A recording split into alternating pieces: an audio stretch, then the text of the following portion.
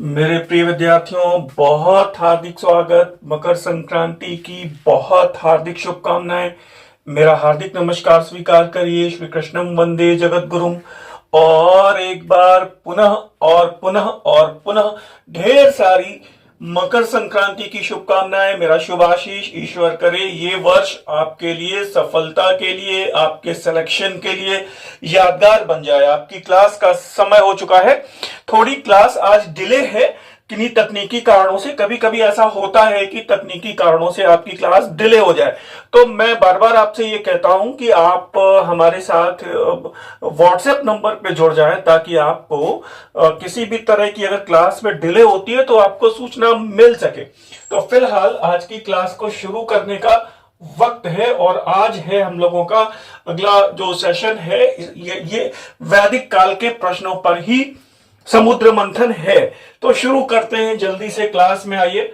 और देख पा रहे हैं आप देख पा रहे हैं गुरु शिष्य की परंपरा में वैदिक काल के आज के प्रश्न इतने टेक्निकल हैं कि आपने अगर पढ़ा है प्रॉपर वे में चीजों को, तभी आज आप उत्तर दे पाएंगे। और अब ध्यान रखिएगा, जो हमारा ये समुद्र मंथन का सेगमेंट है उसमें मैं आपको चुनिंदा और टेक्निकल प्रश्न लगातार परीक्षा तक डिस्कस करता रहूंगा। तो फिलहाल हम लोग आते हैं आज के सेगमेंट के पहले प्रश्न पर। वैदिक काल की शुरुआत हो चुकी है और मैच दी फॉलोइंग का प्रश्न है। ये कह रहा है निरुक्त शिक्षा, कल्प और व्याकरण। ये वेदांगों से कुछ मामला है। तो ये तो आपको बेहतर पता है ना कि वेदांगों की संख्या कितनी है। बहुत धैर्य से बैठिएगा, प्रश्नों के जवाब देने में आज आप जल्दबाजी मत करिएगा। क्यों? क्योंकि अगर जल्दबाजी करी तो आज आपके प्रश्न गलत होंगे। तो ये वेदांगों की संख्या कितनी है? 6 है। तो शिक्षा, कल्प, व्याकरण, निरुक्त,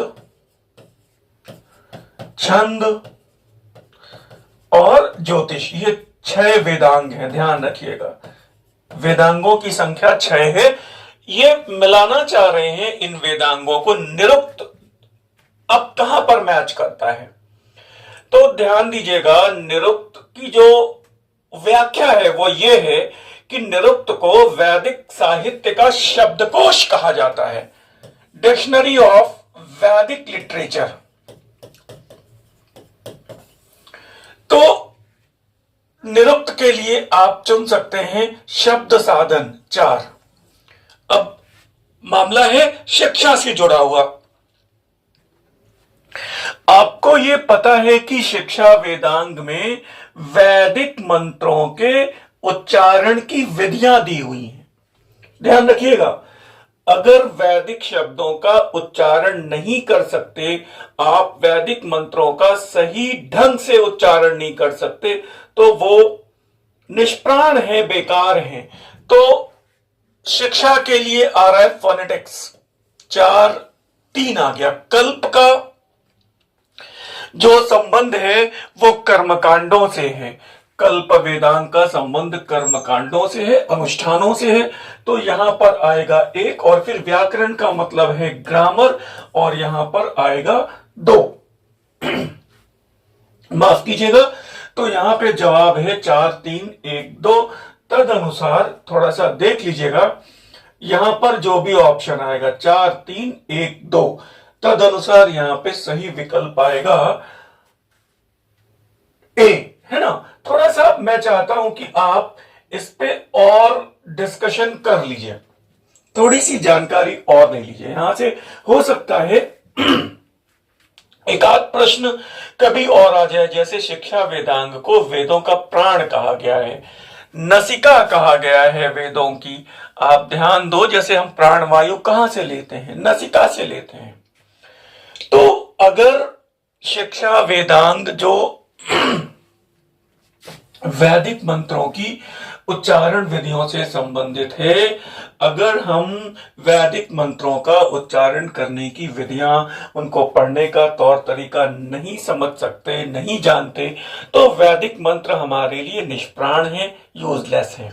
इसलिए शिक्षा वेदांग को वेदों का प्राण या वेदों का नसिका कहा गया है।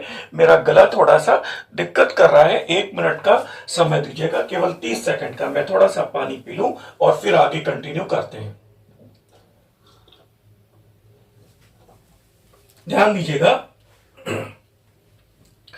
कल्प वेदांग को वेदों का हाथ कहा गया है, क्योंकि कल्प वेदांग का संबंध कर्म कांडों से, और कर्म कांड किए कैसे जाते हैं? हाथ से, तो इसको हाथ कहा गया है।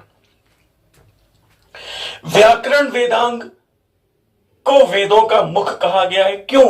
क्योंकि व्याकरण में भाषा संबंधी नियम है, और हम बोल के एक भाषा का एक मौखिक माध्यम भी तो है, बोलना और लिखना। और अगर कोई भी भाषा परिपूर्ण नहीं हो सकती अगर व्याकरण उसका परिपूर्ण नहीं है, तो व्याकरण को मुख कहा गया है। क्यों? क्योंकि हम बोलना मुख से शुरू करते हैं। निरुक्त वेदांग शब्द व्युत्पत्ति से संबंधित है। निरुक्त वेदांग शब्द व्युत्पत्ति से संबंधित है, और शब्दों का संबंध कान से है। जैसे देखिए, ये ठक ठक सुन रहे हैं ना आप, यानी हम बोलते तभी हैं जब सुनते हैं। अगर आप सुनेंगे नहीं तो बोलेंगे नहीं। आप ध्यान दीजिए, जो बच्चे जन्म से डीफ एंड डम होते हैं, जो सुन नहीं सकते, वो बोल भी नहीं सकते। ध्यान रखिएगा, शब्द व्युत्पत्ति, शब्दों की व्युत्पत्ति सुनकर होती। जैसे आप ऐसे कह रहे ठक ठक, ये सुनाई पड़ रहा है आपको? ठक ठक की आवाज आई, कोई आवाज नहीं आई, तो कान से संबंध। छंद वेदों का पैर है। कोई भी काव्य आज मेरा गला कुछ ज्यादा दिक्कत कर रहा है। कोई भी काव्य बिना छंद अलंकार के आगे चल नहीं सकता, आगे बढ़ नहीं सकता। इसीलिए छंद को वेदों का पैर कहा गया है। और ज्योतिष के माध्यम से आप भविष्य को देखते हैं, इसका संबंध खगोल विज्ञान और हस्तरेखा से है, इसलिए ज्योतिष को वेदों की आंख कहा गया है। ध्यान रखिएगा, ये कभी मैच करने के लिए भी आ सकता है। और अब हम लोग आते हैं अगले अपने सेगमेंट पर, और ये ध्यान रखिएगा अगला प्रश्न क्या कह रहा है। कौन से उपनिषद में दीक्षांत समारोह का उल्लेख मिलता है? कॉन्वोकेशन, दीक्षांत समारोह का उल्लेख मिलता है। कहां मिलता है दीक्षांत समारोह का उल्लेख? कहां मिलता है? बृहदारण्यक में है, श्वेताश्वतर में है, मांडूक में है, या फिर तैत्तिरीय उपनिषद में है? और बताने की जरूरत नहीं, बहुत अच्छा प्रश्न है। तैत्तिरीय उपनिषद में है। नेट में एक बार ये आया है, पीजीटी और टीजीटी के लिहाज से ये प्रश्न बहुत इंपॉर्टेंट है। आगे प्रश्न नंबर 3 देख लीजिएगा। और ये एक बार फिर से मैच दी फॉलोइंग का प्रश्न है। ऐतरेय ब्राह्मण की बात आ रही है, तो अब विकल्पों को थोड़ा बहुत सहूलियत से देखिएगा। और दशम पुरुष राज्य और ऐन्द्राभिषेक, ऐन्द्राभिषेक एक बार आपसे उत्तर प्रदेश लोक सेवा आयोग ने और एक बार अलग अलग परीक्षाओं में स्टेट लेवल में ये पूछा गया है कि ऐन्द्राभिषेक, इंद्र के लिए किए जाने वाले अभिषेक का विवरण कहां से मिलता है, तो वो ऐतरेय ब्राह्मण में है। ध्यान रखिएगा। तो यहां पर आप 3 डाल लीजिए, है ना। अब यजुर्वेद को देख लीजिए। यजुर्वेद में क्या है? वंश, नर्तिन एवं कर्मकांड। यजुर्वेद गद्य और पद्य में है, एक बात। दूसरा जो महत्वपूर्ण बात है वो कर्मकांडों से संबंधित है, तो यहां पर डाल दीजिए आप 4। ऋग्वेद को देख लीजिए। ऋग्वेद के दशम मंडल में पुरुष सूक्त है, 7वें मंडल में वरुण सूक्त है, यहां पर डाल दीजिए 1। शतपथ ब्राह्मण में विदेह माधव की कथा है और गौतम रावगण, आप ध्यान दीजिएगा, उनके पुरोहित। तो पूर्वी भारत के आर्यीकरण की जो संकल्पना है, तो तद अनुसार आप मिला लीजिएगा। अगला हम लोग देखते हैं। ये कह रहा है कि शुनशेप का आख्यान, जिसमें एक पिता अपने पुत्र को 100 गायों के बदले बेचते हुए वर्णित है। ध्यान दीजिएगा, ऐसा कहा गया, एक शब्द आया ऋग्वेद में, शतदाय।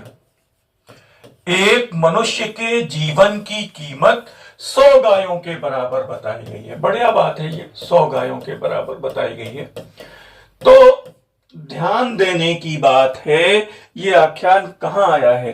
तो पहली बात तो यह है कि ये आख्यान ऋग्वेद के प्रथम मंडल में भी आया है कि पिता अजीगर्त ने अपने पुत्र शुनाशेप को 100 गायों के बदले राजा हरिश्चंद्र को बेच दिया बलि के लिए। और वही जो ऋग्वेद से संबंधित ब्राह्मण ग्रंथ है ऐतरेय, ये आख्यान यहां पर भी आया है। आज के प्रश्न बहुत विस्फोटक हैं। मतलब कुल मिला के आपको यह जान के चलना चाहिए कि आपको मेरे साथ क्लास तक, परीक्षा तक मेरे साथ कंटिन्यू रहना चाहिए। मैं कोशिश कर रहा हूं आपके लिए कि बेहतर से बेहतरीन चीजें लेकर उपलब्ध रहूं। और एक बात आपको यह बतानी है, मुझे विशेष तौर पे आपको बतानी है, वो ये कि हम लोगों का एक 90 दिवसीय क्रैश कोर्स अनाउंस हुआ है। एक 90 दिवसीय क्रैश कोर्स अनाउंस हुआ है जिसकी कक्षाएं प्रारंभ हो चुकी हैं और ये कक्षाएं 30 मार्च तक लगातार चलेंगी। प्रत्येक टॉपिक का एक लेक्चर प्लान होगा, उसमें हर महत्वपूर्ण बात को डिस्कस किया जाएगा। गंभीर छात्र चाहें तो हमारे साथ इस क्रैश कोर्स को ज्वाइन कर सकते हैं। बहुत सारे छात्रों ने इसके प्रति अपना उत्साह दिखाया है, अपना नामांकन सुनिश्चित किया है। एक बात। दूसरी बात यह है, अगर आप इस 90 दिवसीय क्रैश कोर्स को नहीं ज्वाइन करना चाहते हैं, बोले सर हम नहीं ज्वाइन करना चाहते हैं, कोई बात नहीं, तो आप हमारे साथ एक ऑनलाइन हमारी टेस्ट सीरीज 20 प्रश्न पत्रों की टेस्ट सीरीज है। 20 प्रश्न पत्रों की एक टेस्ट सीरीज है। ध्यान से सुनिएगा मैं क्या बता रहा हूं, ये आपके बेटरमेंट के लिए है। बाकी मेरी कक्षाएं तो जितने भी गंभीर छात्र हैं वो सब जुड़ चुके ही हैं, सैकड़ों की संख्या में छात्र जुड़ चुके हैं। तो 20 प्रश्न पत्रों की एक टेस्ट सीरीज है ये। यद्यपि की टेस्ट सीरीज समापन की ओर जा रही है। प्रत्येक पेपर में 125 प्रश्न होते हैं, ध्यान दीजिएगा, जो इतिहास के तीनों खंडों में बराबर विभाजित होते हैं। इस टेस्ट सीरीज में प्रत्येक पेपर में 125 प्रश्न होते हैं और ये टेस्ट सीरीज आपको आंसर शीट के साथ मिल सकती है। इस क्लास के प्रॉब्लम सॉल्विंग क्लास के वीडियो एक्सेस भी आपको मिल सकते हैं, तो आप इसको ज्वाइन कर सकते हैं। आप कहेंगे सर हम इसको भी ज्वाइन नहीं करना चाहते हैं, तो कोई बात नहीं, फिर आपके पास एक विकल्प और है और वो विकल्प है अमृत कलश के रूप में। जिस पुस्तिका के बारे में मैं प्रैक्टिस सेट के बारे में आपको शुरू से बता रहा हूं, बहुत डिमांडिंग है और ये पुस्तिका हमारी हजारों छात्रों तक पहुंची है। ध्यान दीजिएगा, 3000 प्लस प्रश्नों का टॉपिक वाइज इसमें संकलन है। 3400 के आसपास प्रश्न है लगभग, इसीलिए मैंने लिखा है 3000 प्लस। आप इसको देख सकते हैं, आंसर शीट के साथ है, टॉपिक वाइज है, ये बड़ी बात है। हर टॉपिक में लगभग 150, 180, 200 जैसा भी प्रश्न बड़े ही स्टैंडर्ड हैं। उस उन प्रश्नों का स्टैंडर्ड आप चाहें तो व्हाट्सएप पर कुछ पीडीएफ आप मंगवा सकते हैं, तो आप इस अमृत कलश पुस्तिका को मंगवा सकते हैं। स्क्रीन पर नंबर दिए रहते हैं, आपकी मर्जी पर डिपेंड करता है, आपके विवेक पर डिपेंड करता है, आपकी तैयारी के स्तर पर डिपेंड करता है। आप कहेंगे सर हम अमृत कलश पुस्तिका भी नहीं लेना चाहते, कोई बात नहीं, आप हमारे साथ YouTube पर लगातार परीक्षा तक बने रहिए, बने रह सकते हैं, आपको लाभ मिलेगा ही मिलेगा, इसमें कोई डाउट नहीं है। और मुझे ये नहीं पता कि कौन सा प्रश्न कब कहां पर निर्णायक रोल प्ले करेगा। क्यों? क्योंकि हमारे प्रश्न बहुत ही हमारी गहन टीम के द्वारा बहुत माफ कीजिएगा, बड़ी मेहनत और बड़ी गंभीरता के साथ तैयार किए जाते हैं। तो फिलहाल आप ये क्वेश्चन नंबर 5 देख लीजिएगा। उद्दालक आरुणि ये पिता है और उनका पुत्र है श्वेत केतु, इनके बीच एक संवाद है और अहम ब्रह्मास्मि की संकल्पना, तत्त्वम असि, वह तो ही है, अहम ब्रह्मास्मि की संकल्पना, मैं ही ब्रह्म हूं, यह संकल्पना किस उपनिषद में मिलती है और आगे पढ़ने की जरूरत ही नहीं है। और यह छांदोग्य उपनिषद है। यह प्रश्न कई बार आया है, सर्व खल्विदम ब्रह्म तत्त्वम असि अहम ब्रह्मास्मि, यह संकल्पना कहां मिलती है? तो यह संकल्पना मिलती है छांदोग्य उपनिषद में। बहुत अच्छा प्रश्न है, ध्यान रखिएगा, इन सारे प्रश्नों को हम लोग कर रहे हैं बढ़िया से। और ये देखिए अब मिला के आ गया। और ओवरऑल माफी चाहता हूं, थोड़ा सा मेरा गला आज कुछ थोड़ा सा परेशान कर रहा है। यहां पे देखिए आप, छांदोग्य उपनिषद अभी मैंने बता दिया, तत्त्वमसि, तो यहां पर नंबर 1 ही आएगा। वृहदारण्यक उपनिषद में वो हमारी प्रार्थना, हमारी प्रार्थनाओं का जो मूल है वो क्या, असतो मां सदगमय, हमें सत्य की ओर ले चलें, तमसो मां ज्योतिर्गमय, अंधकार से प्रकाश की ओर ले चलें, मृत्योर मां अमृतम गमय, मृत्यु से अमरता की ओर ले चलें। हमारी जो जो वसुधैव कुटुंबकम की संकल्पना है वो हमारी वैदिक और सनातन परंपरा है। वो कहते हैं अयम निजः परो वेति गणना लघु चेतसाम उदार चरिता नाम तो वसुधैव कुटुंबकम। ये पूरी वसुधा ही हमारा परिवार, इस संकल्पना को लेके हम चले हैं। ये हमारी वृहदारण्यक उपनिषद की संकल्पना है। असतो मां सद्गमय, तमसो मां ज्योतिर्गमय, मृत्योर मां अमृतम गमय। आत्मा की अमरता का सिद्धांत, नैनम छिंदन्ति शस्त्राणि नैनम दहति पावकः न चैनम क्लेदयन्त्यापो न शोषयति मारुतः। ये श्रीमद् भगवत गीता में है, लेकिन उसके पहले उसका बीज रूप कहां मिलता है, वो कठ उपनिषद में मिलता है। आचार्य यम और उनके शिष्य नचिकेता के बीच में जो संवाद है, ये भी पूछा गया है कि आचार्य यम और नचिकेता का संवाद कहां मिलता है, कठ उपनिषद में मिलता है। और ये आपको पता है हमारा राष्ट्रीय ध्येय वाक्य सत्यमेव जयते मुंडक उपनिषद में है। तो यहाँ पे 1 2 3 4 अब तक अनुसार वहां पर जो भी विकल्प अगले पेज पे आएगा वो आप देख लीजिएगा। 1 2 3 4 जहां भी आ रहा है सी पे आ रहा है, ठीक है। अगला प्रश्न देख लीजिए, भूमि माता पुत्रो अहम भूमि माता पुत्रो अहम पृथिव्या की संकल्पना कहां मिलती है, मातृभूमि की संकल्पना कहां मिलती है। और ये कहते हैं कि हमारे वंदे मातरम की जो मूलभूत संकल्पना है वो कहां मिलती है। तो ध्यान रखिएगा, वो संकल्पना मिलती है, बताइए मुझे, और वो संकल्पना मिलती है अथर्ववेद में। कहते हैं वंदे मातरम के बीज रूप कहां देखने को मिलते हैं, तो वो अथर्ववेद का भूमि सूक्त है। और फिर मैं कहना चाहता हूं अथर्ववेद को महिवेद भी कहा गया है, महिवेद भी कहा गया है। ये सारी बातें, अथर्ववेद को भैषज्य वेद भी कहा गया है। आप मेरी क्लास को इग्नोर कर ही नहीं सकते। क्यों? क्योंकि आप अपने सिलेक्शन को इग्नोर नहीं कर सकते। मेरी क्लास को इग्नोर करने का मैं बहुत विनम्रता से कह रहा हूं इस बात को, ये मैं बहुत विनम्रता से कह रहा हूं इस बात को। मेरी क्लास को, मेरे प्रश्नों को, मेरे कॉन्सेप्ट्स को इग्नोर करने का मतलब है कि आपने गंभीरता और अपने सिलेक्शन के प्रति गंभीरता का परित्याग कर दिया है। और फिर मैं एक बार कह रहा हूं कि ये अमृत कलश पुस्तिका का अब नया प्रिंट नहीं आएगा। ये पुस्तिका कुछ ही प्रतियों में शेष है। आप चाहे तो इस टॉपिक वाइज प्रैक्टिस सेट को अमृत कलश के नाम से है, आप चाहें तो मंगा सकते हैं। इसके अलावा कुछ छात्र या छात्राएं विश्व इतिहास की एक पुस्तक परीक्षा कैंची के नाम से है, विश्व इतिहास की एक पुस्तक परीक्षा कैंची के नाम से है, जो असिस्टेंट प्रोफेसर और अदर स्टेट्स की जो परीक्षाएं दे रहे होंगे आप, तो उसके लिए ये व्याख्यात्मक पुस्तिका है। आप चाहें तो इसको ऑब्जेक्टिव फॉर्म में है, प्रत्येक प्रश्न की विशेष व्याख्या के साथ, प्रामाणिक व्याख्या के साथ है। तो आप चाहें तो इसको भी ऑर्डर कर सकते हैं। बहुत कुछ अभी आने वाला है, बहुत कुछ घोषणाएं होने वाली हैं।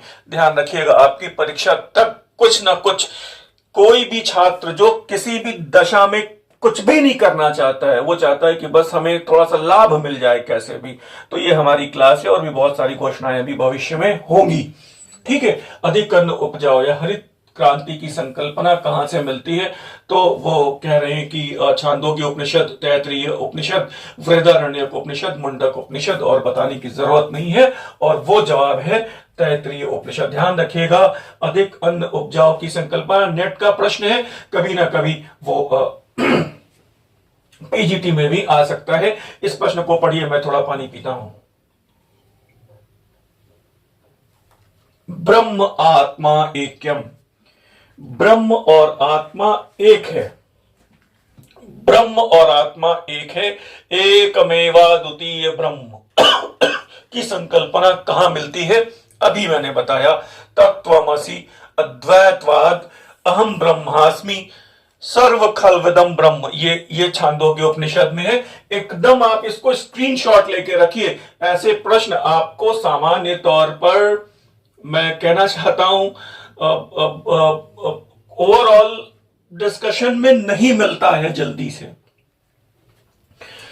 से नहीं मिलता है। ये सब कुछ जो मैं आपको दे रहा हूं, वो कह रहे हैं सर्वे भवन्तु सुखिनः सर्वे सन्तु निरामय। आज की क्लास कितनी बेमिसाल है भाई।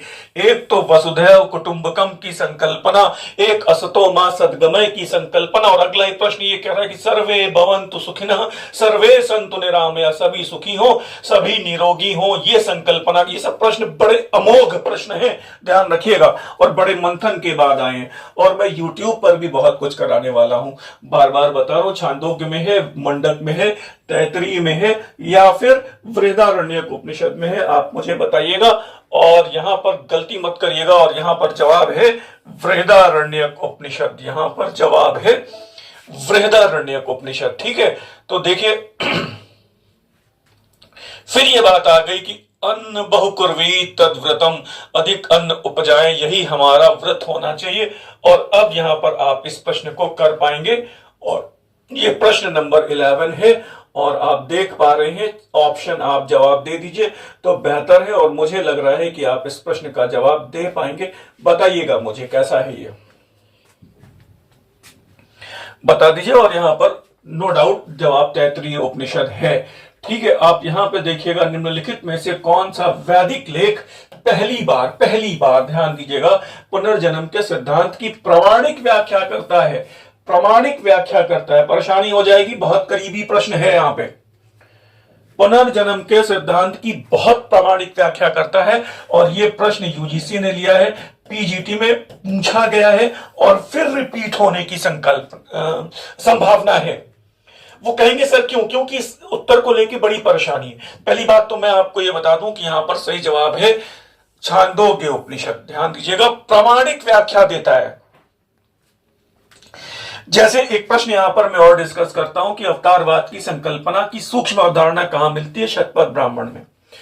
अवतारवाद की संकल्पना की सूक्ष्म अवधारणा कहां मिलती है? वो है शतपथ ब्राह्मण में। स्पष्ट संकल्पना कहां मिलती है? श्रीमद् भगवद गीता में। वो लॉर्ड कृष्णा कहते हैं परित्राणाय साधूनां विनाशाय च दुष्कृताम् धर्म संस्थापनार्थाय संभवामि युगे युगे, ऐसा बोला उन्होंने। मैं ही युगों युगों में अवतार लेता हूं। वो स्पष्ट संकल्पना उसकी कहां है? वो है श्रीमद् भगवद गीता में। बोले कि वो निष्काम कर्म की अवधारणा सर्वप्रथम कहां मिलती है? ईश उपनिषद में मिलती है। स्पष्ट रूप में कहां मिलती है? वो मिलती है श्रीमद् भगवद गीता में। कर्मण्येवाधिकारस्ते मा फलेषु कदाचन। तो अब ध्यान देना कि यहाँ पे पुनर्जन्म की प्रामाणिक व्याख्या वो पूछ रहा है, और यहीं पे उत्तर है छांदोग्य उपनिषद। ध्यान दीजिएगा, यहाँ पे पुनर्जन्म का जो पहला ब्राह्मण ग्रंथों में उल्लेख मिलता है वो शतपथ ब्राह्मण में मिलता है। और फिर ध्यान रखिएगा, यहां पर बात यह है कि वो पूछ क्या रहा है, प्रामाणिक व्याख्या कहां पर पहली बार मिलती है? छांदोग्य उपनिषद है। प्रामाणिक व्याख्या कहां पर मिलती है? फिर बृहदारण्यक उपनिषद के पूरक खंडों में भी कुछ मिलती है। और स्पष्ट और प्रामाणिक व्याख्या यहां पर ध्यान दीजिएगा, प्रामाणिक व्याख्या पूछ रहा है तो it is in Chandogya Upanishad. It is in Chandogya Upanishad. मुझे उम्मीद है आप हमें फॉलो अप कर रहे हैं, हमारी बातों को बहुत प्रामाणिकता के साथ समझ रहे हैं। इसके बाद भी वो तमाम तरह के हमारे पास कभी कभी आपसे वो स्क्रीनशॉट पता नहीं कहां कहां से भेजते हैं। मेरे असिस्टेंट मेरे पास फॉरवर्ड करते हैं, सर ये क्वेरी आई है, ये क्वेरी आई। मेरा आपसे विनम्र अनुरोध है, प्लीज गाइडों के और इधर उधर से मेरे पास स्क्रीनशॉट ना भेजें, कि आपको जो बेहतर लगता है आप उसको मान लीजिए। मैं जो बता रहा हूं वो आपको अपनी बेहतर जानकारी बता रहा हूं, अपने अनुभव से बता रहा हूं, ठीक है। और इससे बेहतर जानकारी नो डाउट आपके पास है तो आप अपने विवेक के अनुसार निर्णय कर लीजिए। उसके लिए मैं कोई आपत्ति नहीं कर रहा हूं। आपको जो बेहतर लगे वो स्वीकार करिए। यहां पे ये कह रहा है कि कौन सी प्रथा ऋग्वेदिक काल में प्रचलित नहीं है? दहेज प्रथा है क्या? सह शिक्षा, को एजुकेशन दहेज प्रथा है क्या? हाँ है भाई। कन्या की विदाई के समय दिए जाने वाले उपहारों को वह तो कहा गया है। वो गाय भी हो सकती है, सह शिक्षा को एजुकेशन है, बिल्कुल कोई डाउट नहीं है। वधु मूल्य और स्त्री शिक्षा बिल्कुल है। विधवा विवाह और नियोग प्रथा बिल्कुल है। और बाल विवाह नहीं है और पर्दा प्रथा नहीं है। यही विकल्प यहां पर सही होगा। वो ऐसे कह रहे हैं ना कि ब्रह्मचर्य कन्या युवानम विदन्ते पतिम, तो कन्या ब्रह्मचर्य आश्रम में रहती है, युवावस्था में पति का वर्ण करती है। ऋग्वेद में भी हमें स्वयंवर प्रथा के साक्ष्य मिलते हैं, विदुषी महिलाओं के उल्लेख मिलते हैं। तो ये दो परंपराएं वहां पर नहीं है, थोड़ा ध्यान दीजिएगा। बढ़िया जा रहा है, कॉन्सेप्चुअल चीजें बहुत है। और फिर कह रहे हैं कि धार्मिक प्रवृत्तियों के संदर्भ में कौन सा कथन सही नहीं है। कर्मकांडों की जटिलता बढ़ गई, बिल्कुल ठीक है। इंद्र ने अपनी श्रेष्ठता खो दी, बिल्कुल सही बात है। उत्तर वैदिक काल की बात हो रही है ना, ऋग वैदिक काल में इंद्र श्रेष्ठ है, उत्तर वैदिक काल में यहां पर प्रजापति मुख्य देवता हो जाते हैं। ध्यान दीजिएगा, जिन्होंने प्रलय के समय वराह का रूप धारण किया और पृथ्वी का उद्धार किया। ध्यान रखिएगा, ये सारी संकल्पनाएं आ रही हैं, बार बार आ रही हैं। त्रिमूर्ति की अवधारणा बिल्कुल ठीक है, प्रारंभ हुई वो मैत्रायणी उपनिषद में त्रिमूर्ति की संकल्पना मिलती है। अवतारवाद की संकल्पना में दृढ़ता से विश्वास प्रारंभ हुआ, गलत है, यही स्टेटमेंट गलत है। यहां पे तो असत्य कथन यही चुनना है। वो क्यों? क्योंकि मैंने अभी आपको बताया कि वो शतपथ ब्राह्मण में सूक्ष्म संकल्पना मिलती है, दृढ़ता से विश्वास। अवतारवाद वो गुप्त काल की संकल्पना है। मुझे उम्मीद है आप इस बात को समझ पा रहे होंगे। और मैं फिर कह रहा हूं, बार बार कह रहा हूं, अमृत कलश हमारी ये पुस्तिका प्रैक्टिस पुस्तिका है, टॉपिक वाइज पुस्तिका है। आप चाहें तो अपने रिवीजन की प्रक्रिया में इस पुस्तिका को, इस प्रैक्टिस सेट को शामिल कर सकते हैं। लगभग 3000 प्लस प्रश्न हैं, टॉपिक वाइज हैं। स्क्रीन पर नंबर दिए होते हैं और इन नंबरों पर आप जानकारी प्राप्त कर सकते हैं। अपने विवेक के अनुसार निर्णय करके इस पुस्तिका को मंगा सकते हैं। फिलहाल उत्तर वैदिक काल में पालागल क्या है, ध्यान दीजिएगा। पालागल की बात हो रही है ना। तो पैदल सेना, रथ सेना का नायक गलत है। संदेशवाहक, बिल्कुल यही बात सही है। पालागल संदेशवाहक, दूत या विदूषक, राजा का मनोरंजन करने वाला अधिकारी, ये बिल्कुल गलत है और ये भी बिल्कुल गलत है। तो पालागल को याद रखिएगा, वो है दूत या विदूषक, आई थिंक मैसेंजर। आगे अगला क्वेश्चन देखिएगा, छांदोग्य उपनिषद का संबंध किस वैदिक संहिता से है? और ये भी अक्सर करके प्रश्न आए हैं। वेद, उनसे संबंधित ब्राह्मण ग्रंथ, उनसे संबंधित आरण्यक और उनसे संबंधित उपनिषद, उनसे संबंधित उपवेद। अब जैसे ध्यान दीजिएगा, तैतरीय ब्राह्मण भी है, तैतरीय उपनिषद भी है। अब कहते हैं सर वो ऐतरेय ब्राह्मण भी है, ऐतरेय उपनिषद भी है, परेशानी है ना आपके लिए। ये सारे कॉन्सेप्ट अभी मैं मतलब क्लियर करता हूं धीरे धीरे करके कि वो ऐसा क्यों है। और फिर ये क्या बात हो रही है कि वेदों के बाद ब्राह्मण आए, ब्राह्मण के बाद आरण्यक आए और आरण्यक के बाद उपनिषद यानी वेदांत आए। ऐसा क्यों नहीं हुआ कि वो जो संकल्पना उपनिषदों की पहले आई और ब्राह्मणों वाली बाद में आ जाती है? ऐसा क्यों नहीं हुआ? वो एक पूरा सीरीज है, वो पूरी एक कॉन्सेप्चुअल प्रोसेस है। फिलहाल अभी तो यहां पर आप ध्यान दीजिएगा, ये चार्ट आप देख लीजिएगा। हमेशा छांदोग्य उपनिषद का संबंध सामवेद से है, ध्यान दीजिएगा। ये बात बहुत बहुत बहुत इंपॉर्टेंट है, गलती ना होने पाए, ठीक है। अथर्ववेद का ब्राह्मण ग्रंथ पूछा गया है, गोपथ पूछा जाता है, ध्यान दीजिएगा। गोपथ ब्राह्मण का संबंध किस वेद से है, ये भी कई बार आया है। उपनिषद भी पूछा गया है। तो प्लीज मेरा अनुरोध है, किस वैदिक संहिता का आरण्य ग्रंथ उपलब्ध नहीं होता, इस तरह के प्रश्न भी आए हैं। और अभी देखिए ये प्रश्न रिपीट हो रहा है कि उत्तर वैदिक काल में सर्वाधिक महत्वपूर्ण देवता कौन से थे, लोकप्रिय देवता कौन से थे? तो वो प्रजापति हैं, ध्यान रखिएगा। इंद्र मत लगा दीजिएगा, गलती छोटे छोटे प्रश्नों में होती है। उत्तर वैदिक काल की बात आ रही है, ऋग वैदिक काल पूछ रहा है तो इंद्र लगाएंगे। इंद्र को जीएस भी कहा गया है, ठीक है। ऋग वैदिक काल में पर्जन्य किसके देवता है? अब ध्यान दो, पर्जन्य कितना बढ़िया प्रश्न है। बादलों में जल, वायु में जल, पृथ्वी पर जल, वनस्पति में जल, इसका मतलब है कि वो जल हैं, जल देव तो है ही। तो अब आपको वो श्लोक याद आ रहा होगा कि ओम यंतु नद्यो वर्षन्तु पर्जन्य, नदियां बहती रहे, बादल बरसते रहे। ध्यान दीजिएगा, बादलों में व्याप्त मौजूद जल का स्वामी पर्जन्य है, वायु में व्याप्त जल का स्वामी इंद्र है। ध्यान दीजिएगा, इंद्र को वर्षा का देवता कहा गया है। पृथ्वी पर मौजूद जल का स्वामी वरुण है। ध्यान दीजिएगा, ऋग्वेद में हमारे पास 3 जल देवों का उल्लेख है। एक वायु में व्याप्त जल का स्वामी यानी वर्षा, जब तक जल वायु में व्याप्त है उसका स्वामी इंद्र है।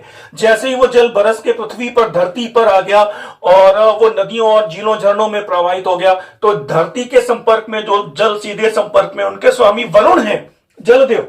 और जब जल बादलों में है तो उनके स्वामी वर्जन है। मुझे लग रहा है सारे कॉन्सेप्ट क्लियर हो गए हैं और आज आप मुझे कमेंट बॉक्स में खूब अच्छे से बताइएगा कि कितना बढ़िया रहा है। और ये सेशन टॉपिक वाइज मैं पूरा अभी आपको टेक्निकल क्वेश्चंस रोज हफ्ते में 3 दिन 2 दिन जैसा मुझे समय मिलेगा, हो सकेगा तो लगातार, जैसा भी मेरे पास टाइमिंग इशू है थोड़ा सा, तो उस हिसाब से हम लोग लगातार क्लास करते रहेंगे। फिलहाल अगले प्रश्न को देख लीजिए आप। अगला प्रश्न क्या कह रहा है? वो ये कह रहा है ऋग्वेद के बारे में, वेदों के बारे में कौन सा कथन गलत है, सत्य नहीं है। पहले ये देखिए, गलत वाला आपको चुनना है। तो ऋग्वेद में 1028 रचाएं हैं, बिल्कुल ठीक बात है। 1017 और प्लस 11 1028 और यज्ञ में प्रयोग होती है, बिल्कुल ठीक है। यजुर्वेद में गद्य और पद्य दोनों के रूप में है, बिल्कुल ठीक बात है। पुरोहितों के द्वारा उच्चारित होते थे, ये भी बिल्कुल ठीक बात है। अग्निहोत्र संपादित करते थे। और फिर सामवेद में धर्म कर्म के लिए मंत्र यजुर्वेद से लिए गए हैं, बिल्कुल गलत बात है, ध्यान दीजिएगा। सामवेद में मंत्रों की संख्या लगभग पूरा का पूरा सामवेद ऋग्वेद में समाहित है और ऋग्वेद के 8वें मंडल के अधिकांश मंत्र सामवेद में ही समाहित है। इस तरह से यह कहा जाता है कि वो सामवेद पूरी तरह से ऋग्वेद में ही समाहित है। और चूंकि अगर सामवेद की हमारे पास पूरी शाखाएं नहीं भी होती तो भी हमारे वैदिक साहित्य पर कोई विशेष प्रभाव नहीं पड़ता, इसलिए सामवेद की महत्ता ऐतिहासिक सबसे कम है। इसके बाद भी लॉर्ड कृष्णा ने स्वयं को वेदों में सामवेद घोषित किया है। क्यों? क्योंकि सामवेद को संगीत का जनक कहा गया है और जीवन में संगीत के सुर और तारतम्यता और कोऑर्डिनेशन के बिना जीवन पशुवत हो जाएगा। फिलहाल आज के लेक्चर को मैं समाप्त करूं, एक बार फिर से आपको बताना चाहता हूं, इस तरह के महत्वपूर्ण प्रश्न और इस तरह की जो तैयारी की जो प्रक्रिया है, आप इसको कंटिन्यू करना चाहते हैं तो इस अमृत कलश पुस्तिका को अंतिम चरण में आप अपने रिवीजन में शामिल कर सकते हैं, मंगा सकते हैं। आज मुझे विदा दें। धन्यवाद, नमस्कार। धन्यवाद, नमस्कार।